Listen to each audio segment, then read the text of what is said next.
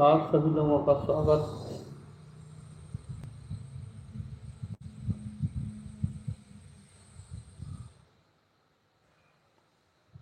संगीता जी भोपाल, पुष्पलता बुआ जी भोपाल, इंदिरा जी पिपरिया, रावनी जी जबलपुर, अनु जी इटारसी, सुरेखा जी भोपाल, अलका जी खुरई, पुष्पलता बुआ जी पूनम दीदी जबलपुर, अनिता जी दमोह, आप सभी लोगों का स्वागत है। अनिता जी दमोह के बाद उषा जी, अनिश आंटी भोपाल, सोनाली जी खुरई, मीनल समय खुरई, शालिनी जबलपुर, उषा जी भोपाल, अनिता जी छिंदवाड़ा, स्वाति जी इटारसी, पूनम जी जबलपुर, अभिलाषा जी इटारसी, सभी लोगों का स्वागत है। चलिए अपन चलते हैं सीधे मंगलचरण की ओर।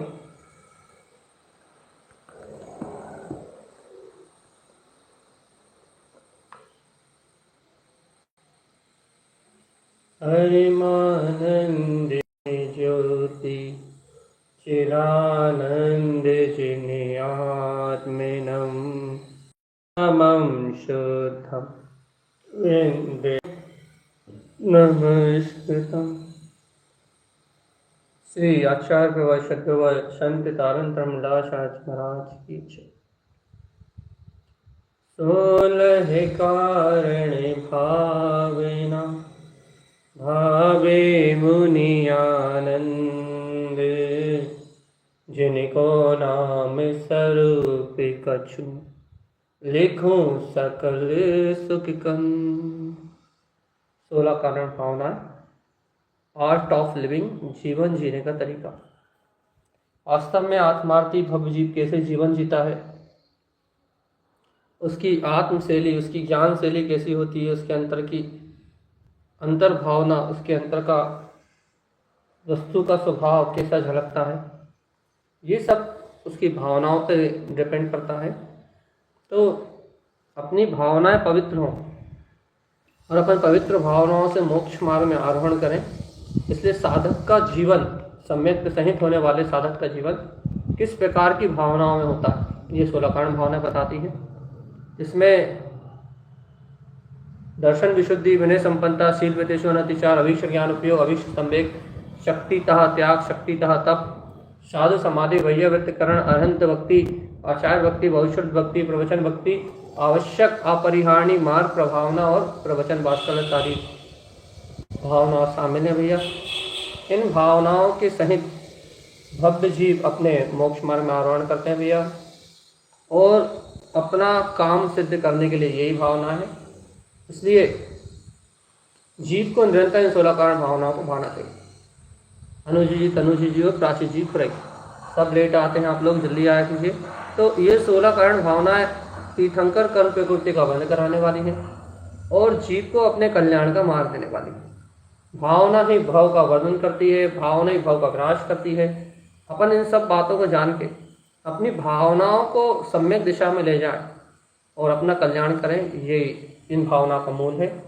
स्वयं के आत्म स्वभाव का दर्शन करना दर्शन विशुद्धि है, और स्व के कल्याण से पर के कल्याण की भावना, जगत के सारे जीव इस दर्शन को प्राप्त कर लें, इसी मंगल में भावना से प्राणी मात्र की सेवा में लग जाना, प्राणी मात्र को सुखी रहे और इस वीतराग मार्ग को जान ले, ऐसी भावना करना, ये दर्शन विशुद्धि भावना भैया।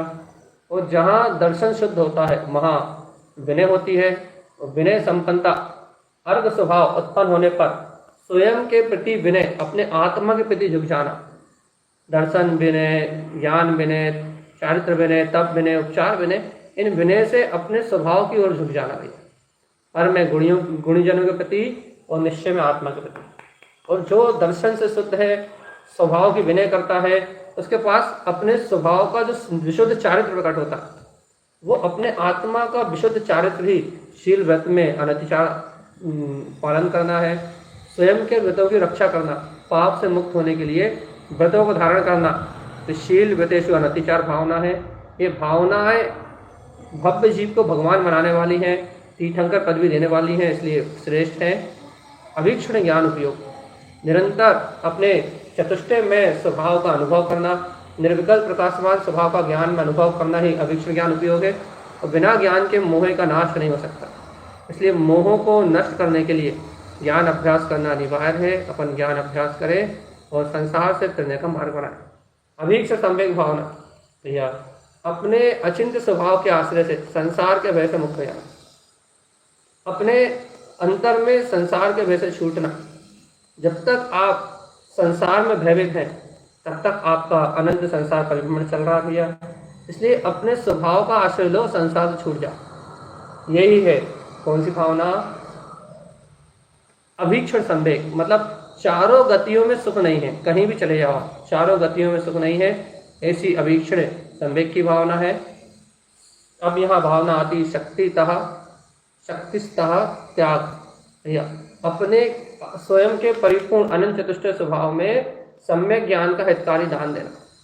अंतर चतुष्टय स्वभाव को अपना जो हितकारी भाव है उसको अपने लिए स्वीकार करके अपना उपयोग अंतर में लगाना।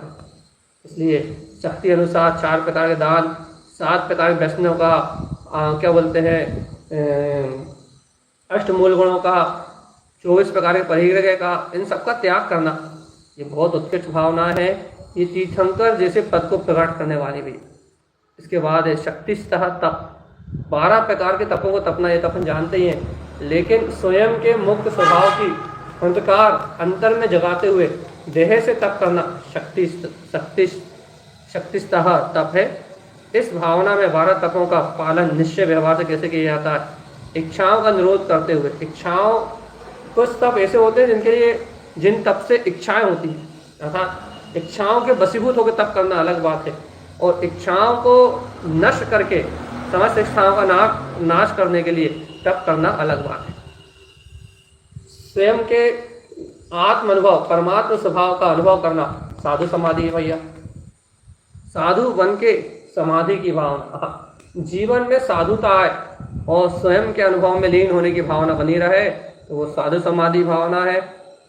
और यह साधु समाधि की भावना निर्वाण पत्र को देने वाली है, इस बात को समझना पड़ेगा भैया। वृत्तिकरण, भैया अनादि से पर की सेवा करी है, लेकिन मुक्ति में रमण करना ही अपने परमात्म स्वरूप के चरण कमल की सेवा में रत हो जाना, ये वही वृत्तिकरण है।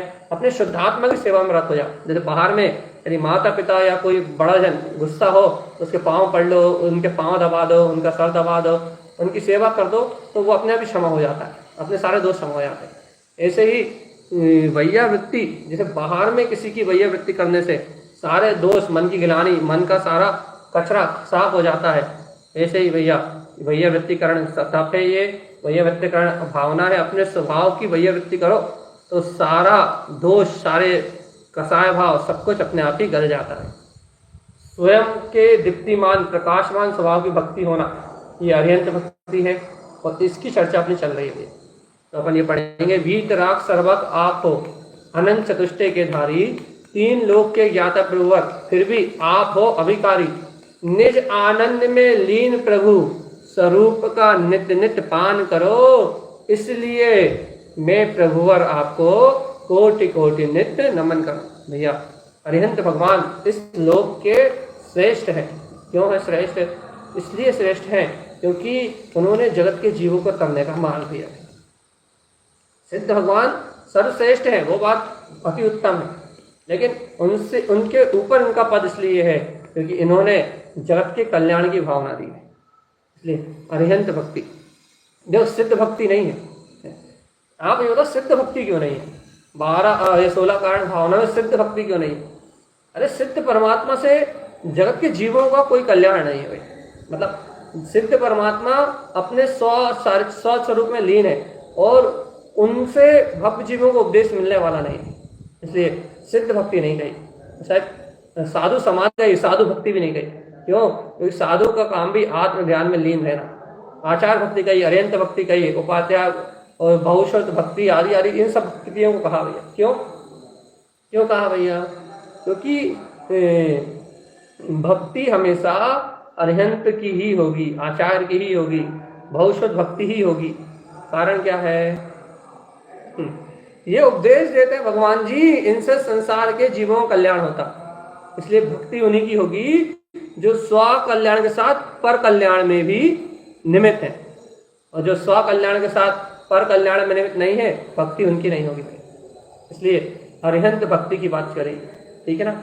तो अरिहंत भक्ति करना ये अपने लिए बहुत अनिवार्य है भैया। क्यों? क्योंकि अरिहंत प्रभु 3 लोक के नायक है। इसलिए जो अरिहंत भक्ति मन आने, जिसके अंतर हृदय में अरिहंत की भक्ति प्रकट हो जाती है, सो जन विषय कसाय न जाने, वह जीव विषय कसाय को नहीं जानते।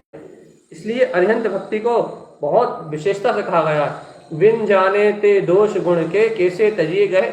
यदि आप गुण और दोषों में अंतर नहीं जानोगे तो क्या ग्रहण करोगे, क्या तजोगे। इसलिए अपने को बहुत सावधान रहना है।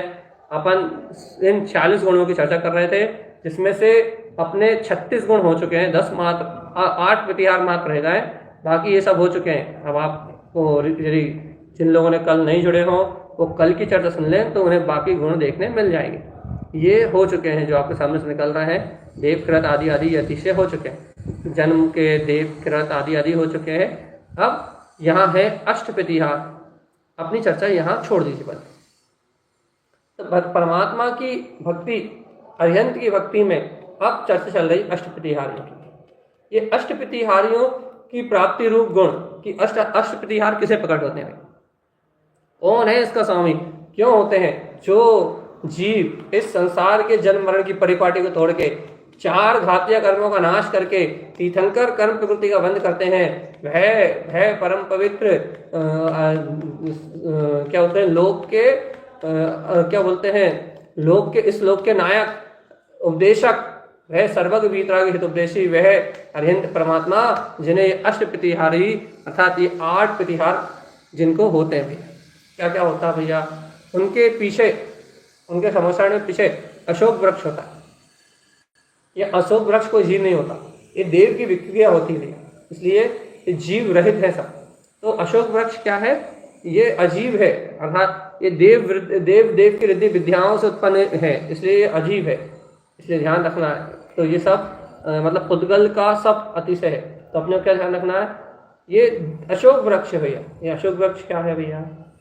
शोक निवारक हरी भरी निर्मम भूत शाखाओं से युक्त भगवान के ऊपर अशोक वृक्ष सुशोभित होता है। भगवान के जस्ट पीछे, उनके पीछे देखो तो ये अशोक वृक्ष हमेशा फला फूला और भरा फूला अर्थात परिपूर्णता का प्रतीक, हर चीज से भरा पूरा, हमेशा ही क्या बोलते हैं, तो संपूर्णता को झलकाता है। देखो भगवान जी परमात्मा के पीछे ये अशोक वृक्ष बता रहा है। क्या बता रहा है? कि इन्होंने जगत की सारी उपलब्धियों को, परिपूर्णता को, समस्त वैभव को प्रकट कर लिया है। ये अशोक वृक्ष इस बात की प्रेरणा दे रहा है। क्या प्रेरणा दे रहा है? ये जगत के तारणहार है, इनके समान समृद्धि और 3 लोक में कहीं नहीं है। इनके पास अनंत गुणों का खजाना भरा पूरा है। इनके अंदर में दर्शन ज्ञान चारित्र का समुदाय है। देखो तो ये अशोक वृक्ष आपको दिखा रहा है कि देखो देखो देखो देखो, ये जगत के तारणहार जो आगे बैठे हैं, इनके सामने मेरी भी कोई कीमत नहीं।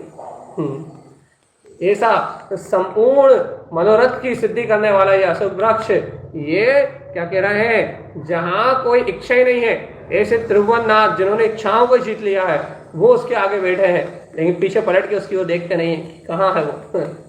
ऐसे तीनों लोग जिनके ज्ञान में झलक रहे हैं, ऐसे परमात्मा की परिपूर्ण केवल ज्ञान की उद्घोषणा में जैसे सहायक हो, वो मतलब दिखा रहा हो कि ये सर्वेश्वर मेरे आगे बैठे हैं, इनसे श्रेष्ठ इस ब्रह्मांड में दूसरा कोई पदार्थ है ही नहीं। इतना गजब का वैभव है किसका? श्री देवों के देव अरिहंत परमात्मा, तीर्थंकर परमात्मा का, या फिर अरिहंत परमात्मा के 40 गुण का है, उनका इतना अतिशय वैभव है। लेकिन अपने अंतर का भक्ति आती है। विचार करते हो, देखो जगत के नाथ जो स्वयं बैठे हुए हैं, उनके पीछे अशोक वृक्ष जगमगा रहा है, लेकिन देखो तो समस्त वांछाओं से रहित, उन्हें कोई प्रभाव नहीं है, इच्छा से रहित है।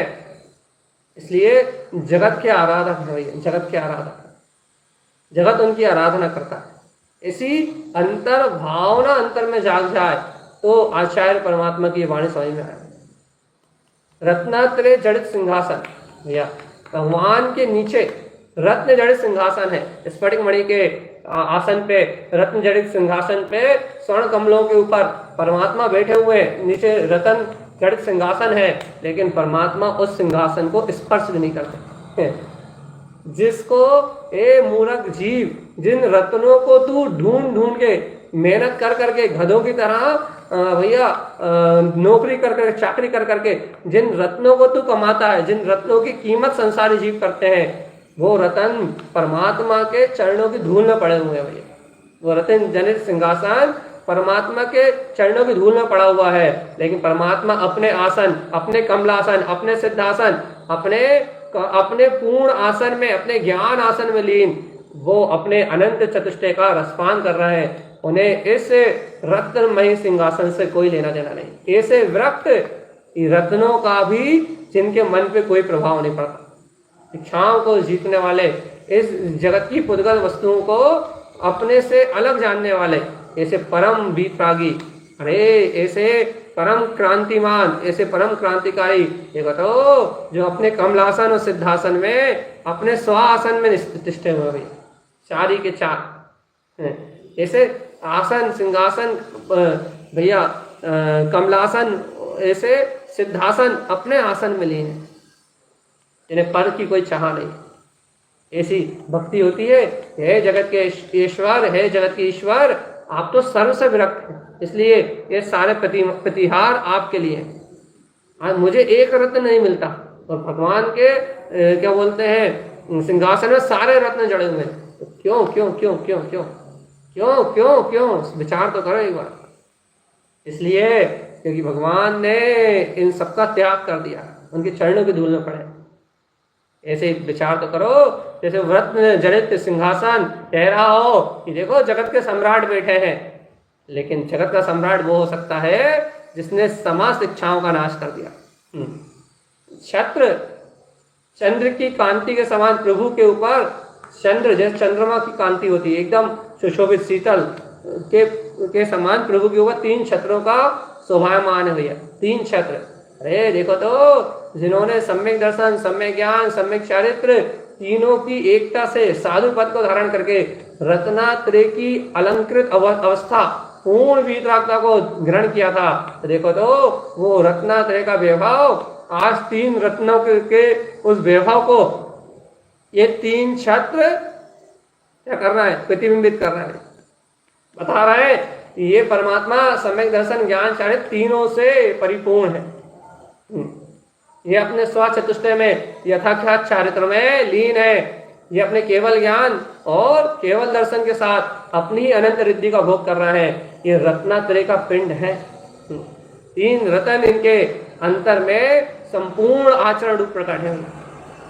देखो तो ये 3 छत्र, ये अष्ट प्रतिहार क्या बता रहे हैं कि जगत की सारी कांति इन परमात्मा के चरणों में। लेकिन अपन क्या कर रहे हैं, अपन संसार की विभूति के लिए भाग रहे हैं, और परमात्मा अपने अंतर के स्वभाव के सहकार के लिए, अपने अंतर आत्मा के परिचय के लिए अपनी ओर आगे बढ़ रहा है। तो भैया जो निष्क्रिय ओर आगे बढ़ता है उसके सामने जगत का सारा वैभव उसके चरणों में आके रखा जाता है, और भैया जो पर के लिए आगे बढ़ता है उसे जगत में कुछ प्राप्त नहीं होता। ये परमात्मा बता रहा है, निरासक्त भाव से अपने में लीन है, तो जगत की सारी उत्तम वस्तु इनके चरणों की धूल है। प्रभा मंडल जिसे अपन आवा मंडल कहते हैं, जिसे अपन पीछे जो रहता है जिसमें भाव दिखाई देते हैं, इसको क्या कह रहा है, प्रभा मंडल क्या है, जिसमें जीवों के, देखो भगवान के समोषण के पीछे जो भाव मंडल, जिसे आवा मंडल या जिसे प्रभा मंडल कहते हैं, जीवों के त्रिकाल संबंधी 7 भवों को दर्शाने वाले, ऐसे अमृत के सागर के सादृश निर्मल एवं मंगल स्वरूप दर्पण के समान प्रभा मंडल से युक्त भगवान का अति से सुंदर दिखता है। क्या दिखता है, अति से सुंदर दिखना मतलब यदि कोई जीव उस प्रभा मंडल में देखेगा तो पूर्व के 3 भाव, वर्तमान का 1 भाव और आने वाले 3 भाव, 7 भावों को दर्शाने वाला, जीवों के त्रिकालिक संबंधी 7 भाव को दर्शा सकता है। देवकृत अतिशय, अवधि ज्ञान का अतिशय है, जो बंद हो चुका है आने वाले 2 भवों का, वर्तमान भाव का, पीछे के निकले भवों का। ऐसे ये 7 भवों को जो दर्शा सकता है, ऐसा भगवान के पीछे प्रभा मंडल है। मतलब ये किस बात की सूचना दे रहा है? अरे देखो देखो देखो, पूर्व भाव भी भगवान के ज्ञान में छलक रहे हैं। अरे देखो, आदिनाथ भगवान के ज्ञान में तो मारिच 24वां तीर्थंकर होगा, कितने करोड़ सागर के बाद ये भी झलक गया था। तो भगवान आत्मा, इस जगत का भाव भ्रमण तो कर्माधीन है, इस जगत की कर्मों की व्यवस्था तो कर्माधीन है। और भगवान के पीछे ये भाव मंडल ये दर्शा रहा है कि जीवात्मा तेरे भावों का परिभ्रमण तो स्वाधीन है, जैसा बंधा वैसा ही है। तू तो भगवान की तरह गायक रहे, गायक गायक गायक। तू तो भगवान की तरह कमल स्वभाव में रहे, तू तो भगवान की तरह ज्ञान भाव में रहे, तू तो भगवान जैसे निर्लिप्त है, वैसा ही तू भी निर्लिप्त है। इस देह में रहते हुए अदेही विदेही विधेय रहे जीवात्मा। देह देवाली देवम चा, देह में इस देह में विद्यमान देव को पहचान और इस जगत के पर्याय धारा को अपने में मत देख। ये परमात्मा का संदेश है। ब्रह्ममंडल आपको इस समझा रहा है भगवान जी, कहीं कुछ नहीं है, साफ निश्चित है। इसलिए आनंद से अपने गायक स्वभाव के रस में जी तो कल्याण हो जाएगा। मन तो अज्ञान की ओर ढकेलेगा, लेकिन जीवात्मा तू ज्ञान भाव से एक समय के लिए अलग मत होना। चवर कटक अपन कहते हैं ना, ये चारों ओर भगवान के 64 कमल, 64 चवर धर रहा है, तो क्या है? कटी सूत्र कुंडलदि अलंकारों से युक्त, मतलब विशेष कुंडलों से युक्त विनम्रीभूत देवों द्वारा, अर्थात इस जाति के जो विनय करने वाले देव होते हैं, उन देवों द्वारा आजू बाजू में भगवान के ऊपर 64 चमल ढुड़ाए जाते हैं। तो 64 चमल ढुड़ते हैं और तारण स्वामी ने इन 64 चमलों को चारित्र कहा भैया। ये अंतर में ऐसी परिणतियां हैं जो स्वयं के आचरण में भगवान के चरण कमल में जिस मार्ग से, जिस आचरण से भगवान ने अपने वीतराग पद को प्रकट किया है, ऐसे 64 चवर अर्थात अपने चारित्र को प्रकट करो चेतना, क्योंकि बिना चारित्र के अरिहंत रसा मिलने वाली नहीं है। ऐसे भगवान के चारों ओर धुलते हुए चमर जैसे कि चारित्र की उद्घोषणा कर रहे हो। इस जगत में जो चारित्र चक्रवर्ती होता है वही परमात्मा होता है, और जो परमात्मा होता है उसके चरणों में सारी संपदा, ये पूरी जगत की वैभव उसके चरणों का दास होता है। देखो देखो देखो, ये अष्ट महाप्रतिहार क्या कह रहा है देव ध्वनि। देखो देखो, ये सबसे बड़ा अतिशय। भगवान की वाणी तो ओमकार में करती है, लेकिन फिर क्या होता है? गंभीर भव जीवों के कर्णों को अत्यंत प्रिय जनेन्द्र देव की दिव्य ध्वनि खिलती है ना भैया। तो भगवान की जो दिव्य ध्वनि है वो सभी भाषाओं में भव्य जीवों के कर्ण में अमृत की तरह घुलती हुई, आत्मा को सराबोर करती हुई, अपनी अपनी जिज्ञासा के अनुसार भव्य जीवों के हृदय को भिगोती हुई ये अमृत में रेशना, ये दिव्य ध्वनि खिलती भैया। ये दिव्य ध्वनि का उद्घोष जैसे कि 12 कोठों में बैठे हुए जीवों को भगवान आत्म अमृत का रसपान करा रहे हैं और बता रहे हो कि जीवात्मा मात्र ज्ञान अभ्यास ही एकमात्र आत्मा का सार है। ये जिन अमृत ही आत्मा का सार है, ये जिन अमृत ही मोक्ष मार्ग को प्रदान करने वाला है। इसलिए है भव्य जीव अपना जीवन, अपनी आराधना इस ज्ञान में, विज्ञान में परमात्मा की वाणी को ग्रहण करके करो। भगवान दिव्य पुष्प वृष्टि, भगवान के आजू बाजू ऊपर आकाश में देवों द्वारा पुनित पुष्पों की वृष्टि होती है। ये पुष्प देव द्वारा जो पुष्प की वृष्टि होती है हिंसा रहित होती है। हिंसा रहित मतलब इन पुष्पों में ये अतिशयकारी पुष्प होते हैं, इनमें जीव आदि उत्पत्ति नहीं होती। जैसे अपन अभी वर्तमान में कहें पुष्प वृष्टि करें तो ये इसमें जीवों की हिंसा होगी। क्यों? क्योंकि ऐसे पुष्प जिन ये देवों द्वारा रचित वैभव है, उनकी विक्रिया से उत्पन्न है, तो ये पुष्प जो है जीव रहित है। इसलिए कहीं अपन ये देख के कहीं पुष्पों का उपयोग ना करने लगे, इसलिए बता दिया। तो ये चारों ओर बरसते हुए पुष्प क्या बता रहे हैं कि देखो देखो देखो, जब जगत के सम्राट बैठते हैं तो देवता भी उनकी सेवा करने के लिए उपस्थित होते हैं। जगत के सम्राट की स्तुति करने के लिए देवता भी चारों ओर पुष्प वृष्टि कर रहा है। चारों ओर अपना क्या बोलते हैं,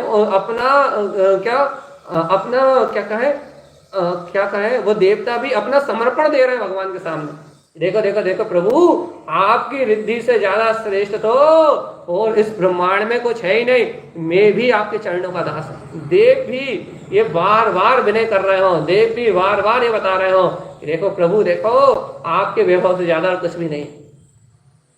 ऐसी चारों ओर पुष्पों की वृष्टि होती है और देव दुंदुभी, देखो भैया देखो, चित्त को आनंदित करने वाला आकाश में देवों द्वारा दुंदुभी का जगह सारे 12 करोड़ बाज बसते हैं। ऐसे देवों के द्वारा धुंधुई शब्द के रूप में अति मधुर, अति कोमल, अति आनंद को बिखेरने वाले धुंधुई शब्दों का नाद होता है भैया।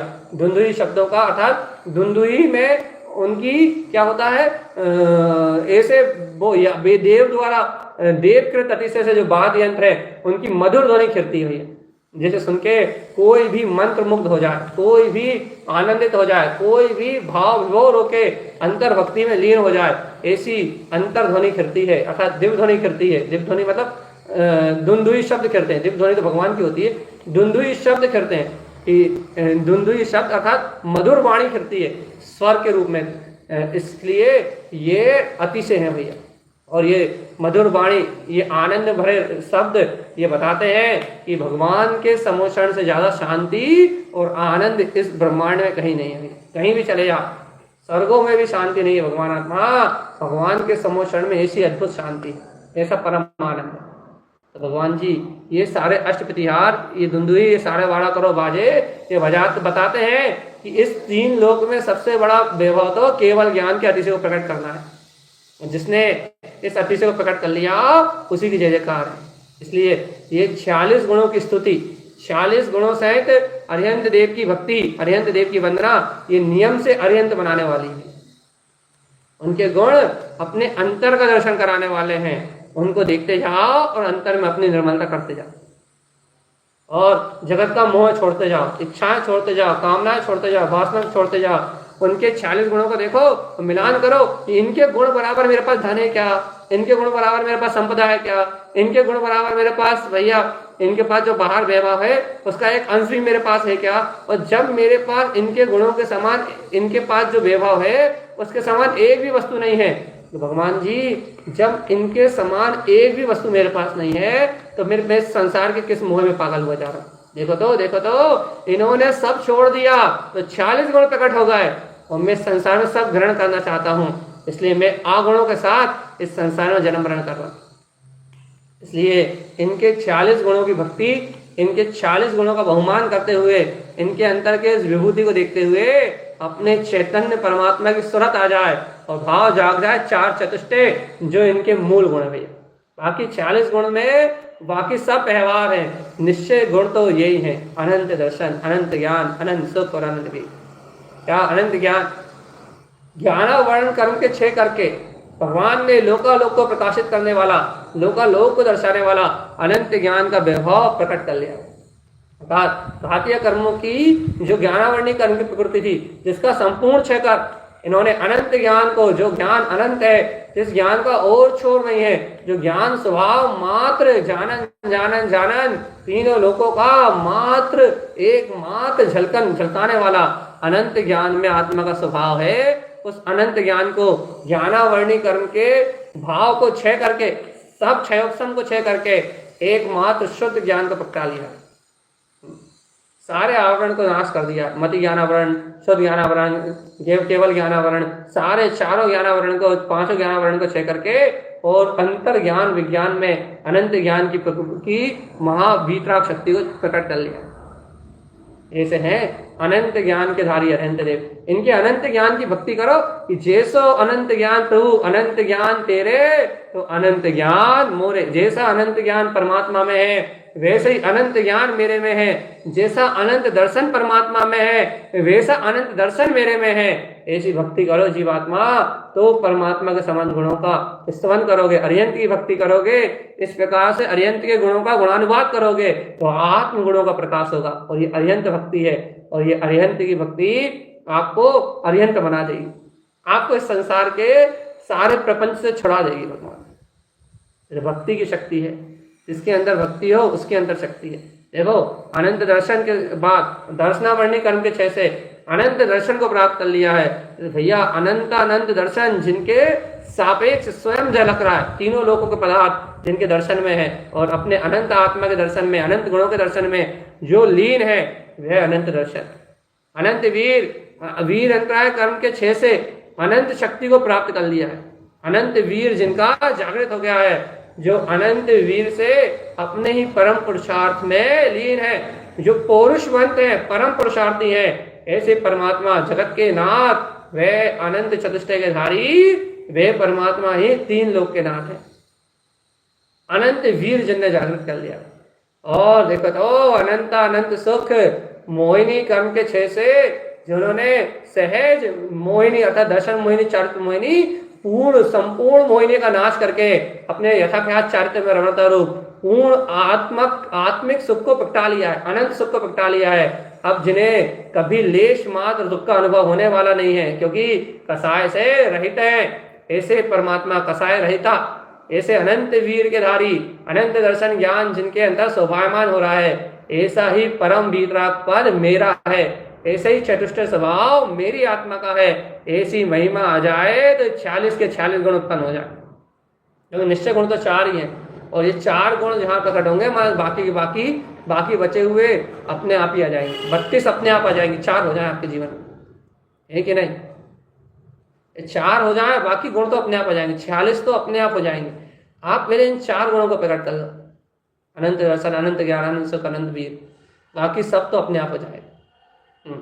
भगवान जी अपने स्वभाव की ओर पलटो तो अरिहंत भक्ति।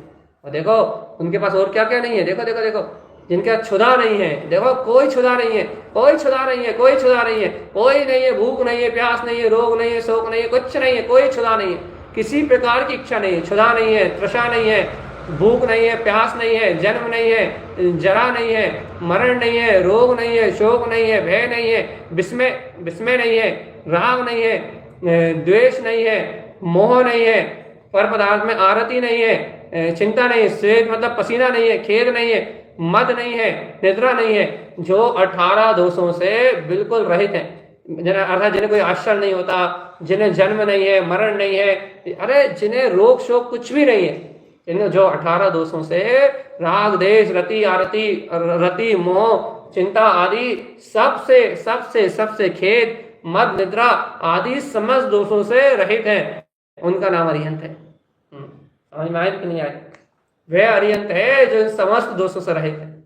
और इस प्रकार 18 दोषों से रहित परमात्मा के गुणों की वंदना, स्तुति व ध्यान करना, ये अरिहंत भक्ति है। और देखो देखो देखो देखो ये अरिहंत भक्ति कैसे होती है। देखो अब आखिरी विषय, बिल्कुल बहुत सावधान, बहुत अच्छे से, लास्ट विषय बिल्कुल, गुण अनुराग भक्ति। देखो देखो इस प्रकार से अरिहंत के गुणों में अनुराग करना, ये 40 गुणों का जो आपने वांछन किया कल और आज 2 दिन मिला के, गुण अनुराग भक्ति, गुणों में अनुराग करना, ये भक्ति है। भक्ति 2 तरह की होती है, एक शुद्ध भाव रूप भक्ति और दूसरी शुभ भाव रूप भक्ति। देखना ध्यान से, सम्यक दर्शन परमार्थ भक्ति अर्थात सम्यक दर्शन से परमार्थ भक्ति अर्थात शुद्ध भाव रूप भक्ति है, अपने लिए कारगारी है। और यदि ये नहीं हो पाए तो फिर शुभ भाव वाली बात आती है। सम्यक दृष्टि को निश्चय भक्ति शुद्धात्म तत्व की भावना रूप होने से वंद का कारण नहीं है। ये जो शुद्ध भाव रूप भक्ति है ना, जय हो अरिहंत देव, आपके अनंत चतुष्टय जयवंत हो, आपका अनंत वैभव जयवंत हो, ये जो भावना है ना, ये जो सम्यक दृष्टि को होती है, ये भक्ति शुद्ध भाव रूप भक्ति निश्चय शुद्धात्म तत्व के आश्रय से होने वाली भक्ति है, बंद का कारण नहीं है। लेकिन इसके साथ जो राग है उसकी बात देखो, सम्यक दृष्टि के जो शुभ भाव रूप सराग भक्ति होती है। अब भैया और कहीं मन नहीं लग रहा, तो भगवान के ऐसे 46 गुणों का चिंतन करने लगे, सराग सहित उनकी भक्ति करने लगे। जो सराग रूप भक्ति होती है उस भक्ति में भैया क्या होता है, पुण्य का बंध होता है, वो शुभ भाव है, वह पंच परमेष्टि की आराधना रूप है। अरहंत सर्वज्ञ केवली जिन भगवान है अर्थात 3 लोक के नाथ है, वे संपूर्ण धर्म उपदेश के विधाता हैं, तारणहार हैं, उनके अलावा और कोई है ही नहीं। वे साक्षात ज्ञानी पूर्ण वीतरागी परमात्मा है। उनकी भक्ति शुभ बंध का कारण होने से तीर्थंकर नाम कर्म प्रकृति का बंध। देख लो अरिहंत की तीर्थंकर की भक्ति करोगे उससे हम तीर्थंकर हो जाओ। तीर्थंकर उनकी भक्ति करने का समान उनका क्या अर्थ है? हे भगवान, मैं आपकी भक्ति करने इसलिए नहीं आया हूँ कि आप भगवान और मैं भक्त हूँ। हे भगवान, मैं आपकी भक्ति करने के लिए इसलिए आया हूँ कि आपके समान भगवंत बनने की सामर्थ्य मेरे में है। गुण अनुराग है, गुण के अनुराग बस मैं आपकी भक्ति में आया हूँ, गुणों की कृपासा बस मैं आपकी भक्ति में आया हूँ। और परमात्मा की शरण में आके, अरिहंत परमात्मा की शरण में आके, अरिहंत देव की शरण में आके उनकी भक्ति करने का एक ही अभिप्राय है कि परमात्मा तुम्हारे जैसे अनंत गुण मेरे अंतर से प्रकट हो। इस प्रकार से होने वाली भक्ति का नाम है अरिहंत भक्ति। और ये अरिहंत भक्ति भव्य जीवों को, सम्यक्ति जीवों को होती है। दर्शन विशुद्धि की भावना जिनके अंतर हो उन्हें होती है भैया। ये देखिए लिखा हुआ, रविंद्र जी ने भी इसके लिए कुछ लिखा है। पिता अरिहंत जिनेश्वर साची भक्ति करूं। पिता कौन है? अपने अरिहंत जिनेश्वर साची भक्ति करूं। झूठे विषय कसाय त्याग कर क्षण क्षण ध्यान करूं। देख लो अंतर में, स्वानुभूति ही निश्चय भक्ति, द्वैत विकल्प नहीं, दो का विकल्प नहीं है, शरीर अलग ये विकल्प भी नहीं है, मैं आत्मा हूं, बस एक बात, संकट त्याता शिव सुख दाता, जान सार यही या। इसलिए सबसे सब में सार है अरिहंत की भक्ति। क्यों भक्ति? गुणों की प्रीति पूर्वक भक्ति। इन 40 गुणों में अपना जिन स्वरूप दिखाई दे तो ये अरिहंत भक्ति आपके अनंत ज्ञान विज्ञान परम पूज आत्म अरहंत अतुल अनंत चतुष्टयवंत, जिनकी धुति नित्य पूजा भाव दसम भावना भवजन भाव, जो अरिहंत भक्ति मन आने सोजन विषय कसाय ना जाने। ये है वही अरिहंत भक्ति। और भगवान आत्मा जो ऐसी अरिहंत परमात्मा की भक्ति करता है, स्वयं के प्रकाशमान स्वभाव की भक्ति करता है, वह जीव इस संसार के भव भ्रमण से छूट जाता है। अब बताइए आप कि आपको ऐसे अरिहंत के गुण कैसे लगे? और यदि आप कहते हो कि अरिहंत के गुण अच्छे लगे, अरिहंत परमात्मा के इन गुणों में आनंद आ गया, अरिहंत परमात्मा की भक्ति करके आत्मा गदगद हो गई, अरिहंत के इन गुणों का स्तवन करके आत्मा नाच उठी, यदि आपको ऐसा लगता है कि अरिहंत की ये बात तो मन को भा गई, अंतरात्मा को भा गई, अरिहंत के गुण तो चित्त में हर्ष का कारण बन गए, परमात्मा के समान गुणों को स्वीकारता कर लिया मेरी आत्मा ने, आत्मा तो उलझ गई, आत्मा तो विलस गई, आत्मा तो सुख में हो गई, यदि ऐसा लगता है आपको मेरे अंतर में कुछ घटा है, मेरे अंतरात्मा ने कुछ छुआ है, तो भगवान आत्मा इस प्रकार से अरिहंत की भक्ति करके अपन स्वयं अरिहंत होने का मार्ग बना सकते हैं। यदि हाँ, तो भगवान आत्मा आपका जीवन परम आनंद में हो जाएगा। यदि हाँ, तो आपका जीवन अमृत तुल्य हो जाएगा, आपका जीवन परम आनंद से निखर जाएगा और सारे विकारों का नाश हो जाएगा। आपके मन में कोई वासना, कोई व्यसन, कोई कामना, कोई बुरी भावना आपके मन में जन्म नहीं लेगी। क्यों? क्योंकि समस्त जीव अरिहंत समान दिखाई देंगे, तो समस्त जीव इन अरिहंत समान अपने वीतराग पद को स्वीकार कर लें, समस्त जीव ऐसे अरिहंत दशा को प्राप्त हो, ऐसी भावना आपके मन में होगी, तो कोई से आपको राग नहीं होगा, किसी से आपको देश नहीं होगा। जब आपको किसी से राग देश नहीं होगा, आपकी भावना सम्यक से पवित्र होगी, आपका मन अरिहंत भक्ति से भरा होगा, तो आपके जीवन में कोई संकट जैसी कोई चीज होगी नहीं, कोई कर्मधारा आपका कुछ बिगाड़ ही नहीं पाएगी, पर आप अनंत गुणों के नाथ होके स्वयं अरिहंत हो जाओगे, जगत के तारणहार बन जाओगे। अरिहंत की भक्ति स्वयं अरिहंत बनाती है, इतनी सामर्थ्य है अरिहंत भक्ति में भैया। अब बताइए कि अपने जीवन में ऐसे अरिहंत की भक्ति है कि नहीं? ऐसे अरिहंत हमारे पिता है कि नहीं? ऐसे अरिहंत के 40 गुण, उनके चारों ओर होती है पुष्प वृष्टि, उनके जन्म से उनका वज्र जैसा शरीर, मल मूत्र का त्याग, जन्म जरा मृत्यु रोग से रहे, जिनके अंतर में आनंद ही आनंद है, आनंद ही आनंद है, आनंद के परम उद्घोषक, क्या ऐसे अरिहंत को आप श्रद्धा भक्ति से, अंतर भावना से, भक्ति भाव से नमस्कार करने तैयार? नमो अरिहंताणम, ऐसा कह तो देते हो भगवान आत्मा। क्या वो अरिहंत के 40 गुण आपके नजरों में झलकते हैं? क्या अरिहंत का आनंद चतुष्टय आपकी नजरों में झलकता है? क्या वो 40 गुण से सहित, अष्ट प्रतिहार सहित वह परमात्मा सर्वांग आनंद से सुशोभित है? क्या उनका ऐसा केवल ज्ञान आपकी दृष्टि में दिखाई देता है? क्या दिखाई देता है कि सो इंद्र इनके चरणों में पड़े हुए हैं। देखो तो समूह शरण में अतिशय वैभव इनके चरणों में पड़ा हुआ है, अशोक वृक्ष इनके पीछे है, भाव मंडल इनके पीछे है, सारी विभूतियां इनके आगे पीछे दौड़ रही हैं। लेकिन ये तो देखो अपने ज्ञायक कमल स्वभाव में ऐसे तल्लीन है कि पर की तो कुछ गंध नहीं, ऐसे अमृत आनंद में डूबे हुए हैं कि स्वयं तो तिर गए हैं, स्वयं तो तारण करण हो गए, स्वयं तो तिर गए, स्वयं ने तो मुक्ति मार्ग का रसपान कर लिया, स्वयं तो घातीय कर्म से रहित है। लेकिन देखो तो इनकी मंगल भावना कितनी उत्कृष्ट थी कि स्वयं घातीय कर्मों से रहित होने के बाद भी जगत के जीवों को वीतरागता का उपदेश दे रहा है, तो हित का उपदेश दे रहा है। राग ना होने के बाद भी जिनकी वाणी खिर रही है, अमृत वाणी जिनकी खिर रही है, और जिनकी अमृत वाणी खिरते हुए, जिनकी अमृत वाणी का उद्घोष होते हुए क्या हो रहा है, जगत के जीवों को आत्म लाभ हो रहा है, आत्म क्रांति का लाभ हो रहा है, आत्म शक्ति अर्थात प्रत्येक जीव अपने आत्म बल को जान रहा है। इनके अनंत वीर से वाणी कर रही है, या सर्वांग से चेतना का अनुभव करने वाले वे अरिहंत की वाणी कर रही है, और उस अरिहंत की वाणी को जगत के सारे जीव झेल रहे हैं और आनंद के साथ उसका रसपान कर रहा है। ऐसी भावना अपने अंतर में है कि नहीं? अरिहंत की बात है, अरिहंत की आप में यदि भक्ति है तो ऐसी अरिहंत की भक्ति अपने अंतर रोम रोम से जाग जाए तो नमो अरिहंताणम ऐसे कहते ही अनंत पाप की निजरा हो जाएगी और अनंत गुणों का स्तमन हो जाएगा, और इन अनंत गुणों के स्तमन से आप अरिहंत हो जाओगे। नमो अरिहंताणम कहने से आपको अरिहंत पद की प्राप्ति हो जाएगी। लेकिन कब 46 गुण जो अपन ने कहा है ना, ये से झलकने चाहिए आंखों में।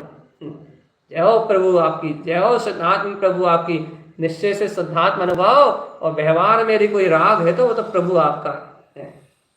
हर समय वो परमात्मा अपनी नजरों में हो तो अरिहंत भक्ति भावना। बताइए भैया कितना भाव विशुद्धि हुई, कितनी प्रभुता की महिमा आई। देखो देखो जो प्रभुता परमात्मा के अरिहंत देव के चारों ओर है, वही प्रभुता निज में मेरे बस रही है। जैसा वैभव प्रभु के चारों ओर है वैसे ही अनंत वैभव मेरे अंतर में है। अरे वास्तव में सच्चे गुण तो उनके अनंत चतुष्ट हैं, जिसको प्रकट करते ही ये सारी जड़ वस्तुएं, सारी संसार की विभूति उनके चरणों में लौट रही। आया कि नहीं आया भगवान?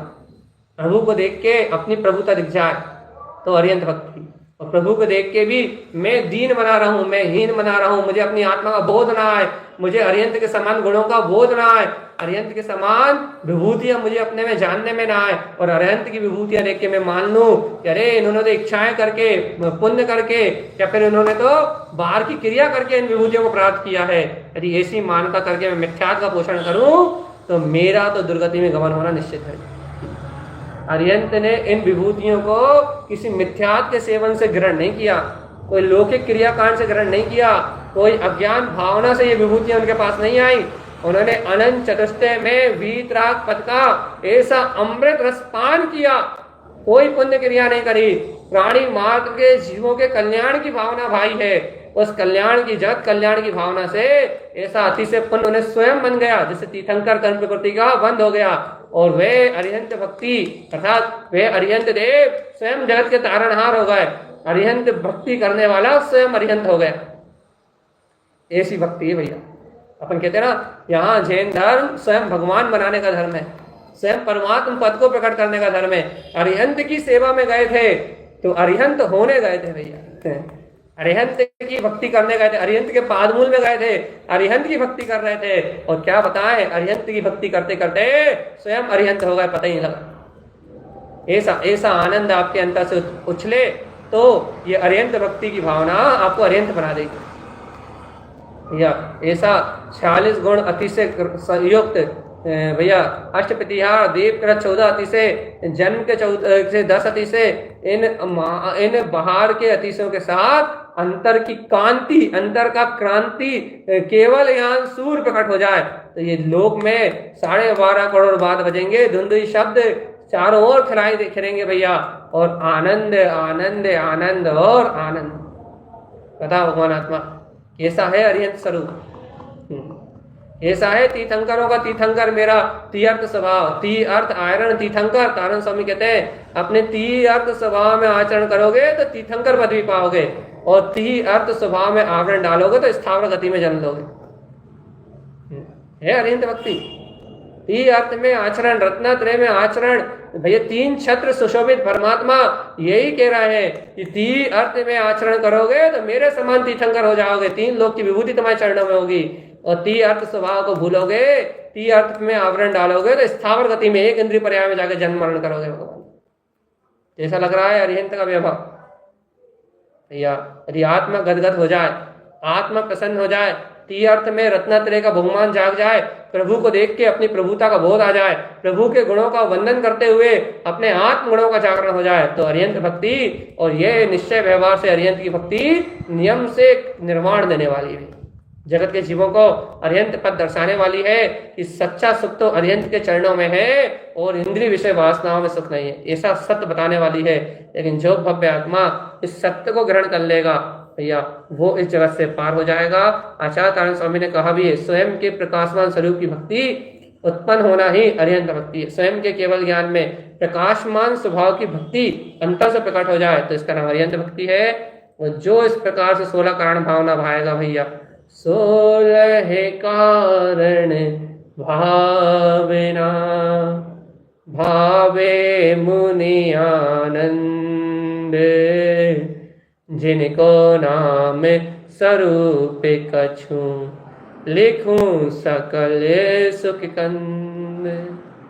जो इस प्रकार से 16 कारण भावनाएं भाएगा, आर्ट ऑफ लिविंग, जो जीवन जीने की ऐसी कला को सीख लेगा जिस जीवन में दर्शन की विशुद्धि, अपने परमात्मा के दर्शन की भावना हो, जगत के कल्याण की भावना हो, अपने त्रिकाली स्वभाव के प्रति विनय हो, शील व्रतों में निरतिचार पालन करने की भावना हो, अभीक्षण ज्ञान उपयोग से शुद्ध स्वभाव का अनुभव करने के लिए जो ललायत हो भैया, संसार में दुख हो, अभीक्षण संवेग की भावना जिसके अंतर में हो, शक्तितः त्याग, जो अपनी शक्ति अनुसार मोह राग को त्याग दे, पर्याय को परिग्रह को त्याग दे, शक्तितः तप जो आत्म तपस्या के द्वारा, इच्छा के निरोध के द्वारा अपने अंतर में अपने जीवन को इतना ऊपर उठा ले कि तीर्थंकर बन जाए, साधु समाधि में जिसका जीवन होगा भैया, वैया वृत्तिकरण में, आत्म चरण कमल की सेवा में जिसका जीवन होगा, अरिहंत भक्ति जिसके अंतर होगी, आचार्य भक्ति, बहुश्रुत भक्ति, प्रवचन भक्ति, आवश्यक अपरिहारणी और मार्ग प्रभावना, प्रवचन वात्सल्य, ये 16 कारण, ये सम्यक के 16 विधान, ये सम्यक के 16 कारण जिसके अंतर में होंगे, ये 16 भावनाएं जिसके अंतर में होंगी, वो साधक, वो तो अरिहंत पदवी पाएगा ही, जगत में तीर्थंकर जैसी विभूतियों को प्राप्त करेगा ही। लेकिन भगवान जी स्व पर कल्याण करता हुआ, निज परमात्म सत्ता को प्राप्त करता हुआ, जगत के जीवों के लिए तारणहार होता हुआ, सर्व का मंगल करते हुए, अपने मंगल के साथ सर्व जगत के मंगल करता हुआ, वे प्रथम मंगल वे अरिहंत के नाम में शामिल हो जाएगा। और जो इस अरिहंत के नाम में शामिल हो जाएगा वो जगत पूज ऐश्वर्य कहलाएगा भैया। इसलिए अपन अपनी अंतर आत्मा का बहुमान करें, अपने ज्ञान स्वभाव की रति करें और इन 16 कारण भावनाओं का स्तमन करके जन्म मरण की व्याधि से मुक्त हो जाए। यही सद्गुरुदेव जिन तारण स्वामी का हम समस्त भव्य आत्माओं के लिए मंगल में उपदेश है। बोलिए आचार्य प्रवर सतगुरुवर संत